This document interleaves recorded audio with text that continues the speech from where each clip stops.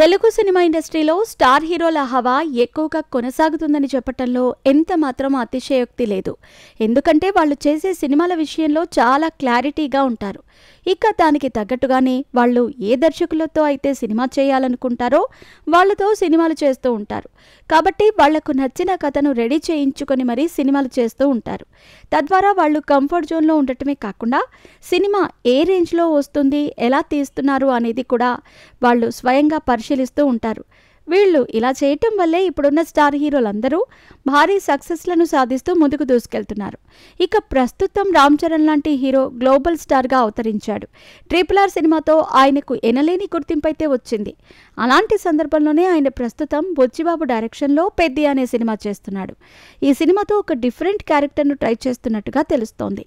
మరి ఈ సినిమాతో ఆయన ఎలాంటి సక్సెస్ని సాధిస్తాడు అనేది కూడా తెలియాల్సి ఉంది. ఇక ఇదిలా ఉంటే నేచురల్ స్టార్గా మంచి ఐడెంటిటీని సంపాదించుకున్న నటుడు నాని ప్రస్తుతం ఆయన ఫుల్ లెంత్ మాస్ క్యారెక్టర్లు పోషిస్తున్నాడు. ఇప్పటికే దసరా సినిమాతో మాస్ క్యారెక్టర్లో నటించి మెప్పించాడు. ఇక ఇప్పుడు చేస్తున్న ప్యారడైజ్ సినిమాతో మరోసారి ప్రేక్షకులను మంత్రముగ్ధుల్ని చేయటానికి సిద్ధమవుతున్నట్టుగా తెలుస్తోంది. దసరా సినిమా దర్శకుడు అయిన శ్రీకాంత్ ఓదెలా దర్శకత్వంలోనే ఈ సినిమాను చేస్తూ ఉండటం విశేషం. మరి ఈ సినిమా రియల్ ఇన్సిడెంట్స్తో తెరకెక్కుతుందనే వార్తలైతే వినిపిస్తున్నాయి. ఏది ఏమైనా కూడా ఈ రెండు సినిమాలు కూడా వచ్చే సంవత్సరం మార్చి 26వ తేదీ ప్రేక్షకుల ముందుకు వస్తున్నాయి.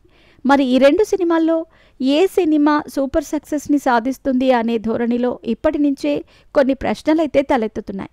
ఇక మరికొంతమంది సినిమా మేధావులు మాత్రం ఈ రెండు సినిమాలు ఒకే రోజు వస్తే ఈ రెండు సినిమాలకు ఇబ్బంది అయ్యే అవకాశాలైతే ఉన్నాయి. కాబట్టి ఏదో ఒక సినిమాని కనీసం వారం రోజుల్లో పాటు పోస్ట్పోన్ చేసుకుంటే మంచిదని వాళ్ళు సలహా అయితే ఇస్తున్నారు. మరి ఇద్దరు కూడా ఎవరికి వాళ్ళు తగ్గే పరిస్థితి లేదు అన్నట్టుగా ముందుకు సాగుతున్నారు. ఇక రామ్ చరణ్ స్టార్ హీరో కాబట్టి తను వెనక్కి తగ్గితే అతని అభిమానులు ఒప్పుకోరు.